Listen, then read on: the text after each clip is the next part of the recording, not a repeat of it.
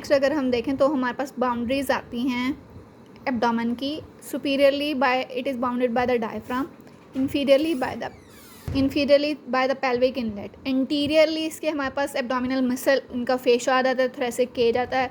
Posteriorly हमारे पास lumbar vertebra आ जाते हैं, डायफ्राम के क्रस्ट आ जाते हैं, लाइक रोरा मसल ऑफ बैक आ जाते हैं, 4 मसल हैं बैक के, इलियक बोन्स आ जाती हैं। उसके अलावा लेटरली क्या आता है, थोरेसिक केज जो कि ऊपर से इसको कवर करेगा और साइडों से एब्डोमिनल मसल और फेशिया कवर करेगा।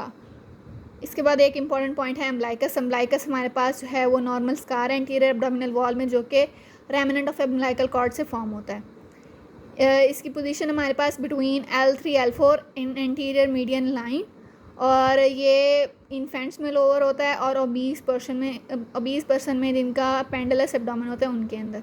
इसको T10 नर्व जो है वो सप्लाई करती है। इंपॉर्टेंस की बात करें तो इंपॉर्टेंस ऑफ अम्बलाइकल में ये है कि यहाँ पे ये हमारे पास वाटरशेड एरिया है। वाटरशेड एरिया ये है कि इसके लेवल पे हमारे पास जो फ्लो है ब्लड का वो इससे अबव ऊपर की तरफ होगा और इससे बिलो नीचे की तरफ होगा। जस्ट लाइक दिस ये हमारे पास अम्बलाइकस है। अम्बलाइकस से ऊपर जो वीनस फ्लो होगा, लिम्फेटिक फ्लो होगा, ब्लड फ्लो होगा वो अपवर्ड होगा, और अम्बलाइकस से बिलो जो है वो ब्लड फ्लो, लिम्फेटिक्स जो है वो डाउनवर्ड होंगी। अगर हमारे पास ये वाटरशेड एरिया ख़त्म हो जाए तो हमारे पास डायलेटेड वेन, अगर हमारे पास पोर्टल हाइपरटेंशन हो रही है तो हमारे पास डायलेटेड वेन अपीयरेंस आएगी, लाइक जिसको हम कहेंगे caput medusae just like the spider leg. ये हमारे पास वही बात लिखी हुई है कि पोर्टल एनास्टोमोसिस है यहाँ पे। अगर ये हमारे पास पोर्टल हाइपरटेंशन हो जाए तो हमारे पास डायलेटेड वेन आएंगी जिनको हम कहेंगे कैपेट मेड्यूसी। एम्ब्रियोलॉजिकल इंपॉर्टेंस ये है कि यहाँ पे चारों जो फोल्ड्स होते हैं एम्ब्रियो के, लाइक वर्टिकल और हॉरिजॉन्टल फोल्ड्स, वो यहाँ पे मीट करते हैं। और ये यहाँ पे हमारे पास तीनों सिस्टम जो कि हमारे पास डाइजेस्टिव, एक्सक्रीटरी और वेस्कुलर सिस्टम है, वहाँ उनका मीटिंग पॉइंट है।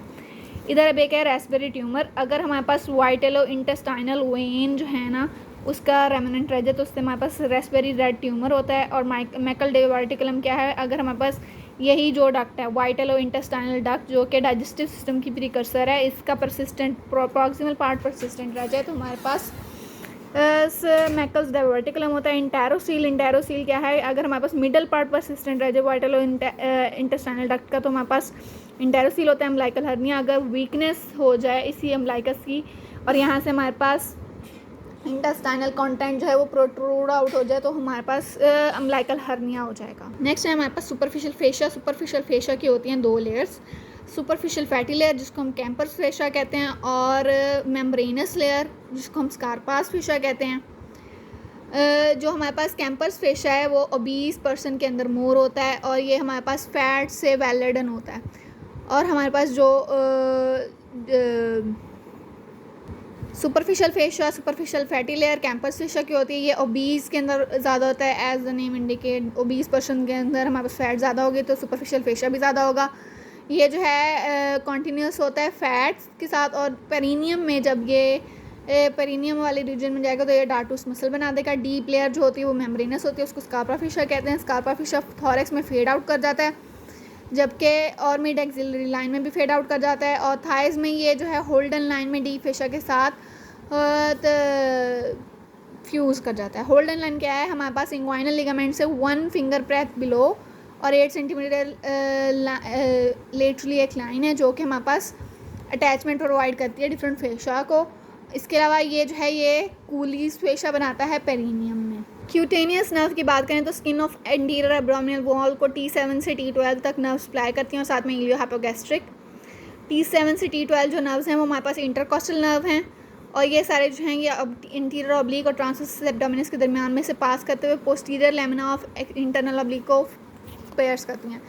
ये सारे जो मसल्स हैं ये हमने आगे पढ़ने हैं, इसकी डिटेल हम आगे देखते हैं। फिर ये रेक्टस शीथ को पेयर्स करते हुए skin of front of abdomen में आती हैं। सबकॉस्टल जो है वो पायरामिडालिस को सप्लाई करती है। इलियो इंग्वाइनल जो है वो सुपरफिशियल रिंग से एक्सटर्नल जेनिटेलिया में आती है और मीडियल साइड ऑफ थाई को सप्लाई करती है। लेटरल साइड पे हमारे पास सबकॉस्टल T11 T12 और इलियो इंग्वाइनल सप्लाई करती है। हमारे पास एंटीरियर एब्डोमिनल वॉल को T7 से T9 ये हमारे पास एपिगैस्ट्रिक वाले रीजन को सप्लाई करती हैं। अम्बलाइकस को T10 और नीचे T11 T12, और लेटर साइड पे T10 T11 और L1 यानी कि इलियोहाइपोगैस्ट्रिक। सबक्यूटेनियस आर्टरीज की बात करें तो superficial epigastric artery, superior epigastric, inferior epigastric, lateral cutaneous artery, superficial inguinal, superficial external pudendal और सुपरफिशियल सर्कमफ्लेक्स इलियक। ये तीनों जो हैं ये लेग वाली हैं, और ये तीनों जो हैं ये एब्डोमेन वाली हैं। इसके बाद क्यूटेनियस वेन, यहाँ पे हमारे पास सुपरफिशियल इंग्वाइनल वेन्स और कैपिट मेड्यूसी होती हैं।